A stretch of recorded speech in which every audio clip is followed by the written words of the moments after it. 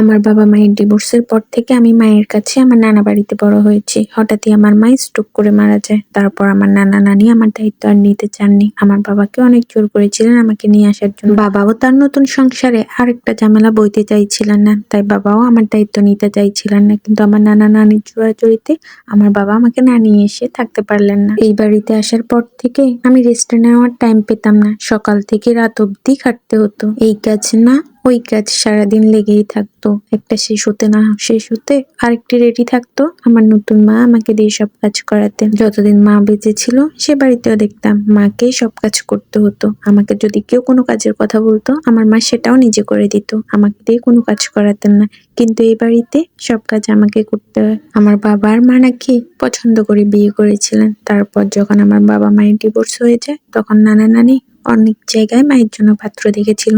মা বলেছিলেন, যেখানে ভালোবেসে বিয়ে করেও সুখী হতে পারিনি সেখানে যদি তোমরা দেখে শুনে বিয়ে দাও তারপর আমি সুখী হতে পারবো না।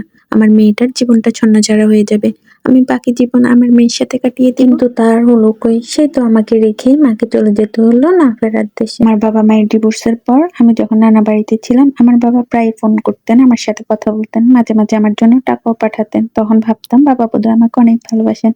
কিন্তু এই বাড়িতে আসার পর থেকে খেয়াল করলাম বাবা আমার সাথে ভালো করে কথাটুকুও বলেন না। এই সংসারে তার কোনো ছেলে মেয়ে নেই, তারপরও তিনি আমার সাথে ভালো করে কথা বলতেন না। এই বাড়িতে আসার পর থেকে আমার নতুন মা যাকে পাচ্ছেন তাকে বলছে আমার জন্য একটা ছেলে দেখার জন্য, বিয়ে দিয়ে দিবে। কিন্তু আমার বয়স ছিল মাত্র 15 বছর। সেদিকে আমার নতুন মায়ের কোনো খেয়াল নেই। তিনি আমাকে বিয়ে দিতে পারলেই যেন বাঁচে। যখন কোনো পাত্রপক্ষ আমাকে দেখতে আসতো তখন আমার নতুন মা তাদের কাছে বলতেন আমাকে স্বর্ণ অলংকার দিয়ে ভরিয়ে দিবেন, ঘর ভর্তি ফার্নিচার দিবেন, ছেলেকে ব্যবসা করার জন্য টাকাও দিবেন। আমাকে দেখতে আসা এক পরিবার আমাকে পছন্দ করলেন। আমার সৎ মা তাদের কাছেও বললেন ঘর ভর্তি ফার্নিচার দিবেন, স্বর্ণ অলংকারে আমাকে সাজিয়ে দিবেন এবং তাদের ছেলেকে ব্যবসা করার জন্য টাকা দিবেন। এটা বলাতে তারা রাজি হয়ে যায় আমাকে বিয়ে করানোর জন্য। বিয়ের 3 তারিখ যেদিন ঠিক হলো সেদিন আমার সৎ মা জানালেন সবকিছু বুঝিয়ে দেওয়ার জন্য তার 2 মাস টাইম লাগবে। আমার বাবা বলেছিলেন এত কিছু দিতে পারবেন না, কিন্তু আমার সৎ মা বলেছেন সবকিছু তিনি অ্যারেঞ্জ করবেন, তিনি দিবেন।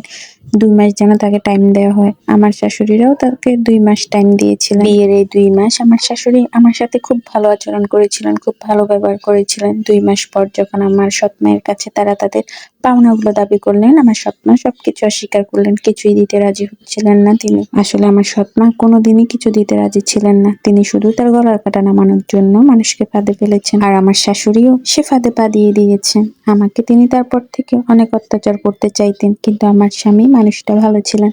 তার কারণে আজও আমি এই সংসারেই টিকে আছি। তিনি প্রতিটা পদে আমাকে সাপোর্ট করে গেছেন, আমার পাশে দাঁড়িয়েছেন। আমার শাশুড়ির বিপক্ষে গিয়ে তিনি আমার জন্য লড়াই করেছেন। একটা কথা কি জানেন, আমার স্বামী মানুষটা যদি আমার পাশে না দাঁড়াতো তাহলে হয়তো আমার জীবনটা অনেক আগে এলোমেলো হয়ে ছন্ন বিচ্ছিন্ন হয়ে যেত। যেখানে আমার নিজের বাবা এরকম একটা জঘন্য খেলা খেললো নিজের মেয়ের সাথে, একবারও এটা ভাবলো না যখন তারা টাকা পয়সা দেবে না তার মেয়ের কি হবে, একটিবারের জন্য চিন্তা করেনি। সেখানে আমার স্বামী আমাকে যদি আজকে মেনে না নিত তাহলে হয়তো আমার জীবনটাই শেষ হয়ে যেত।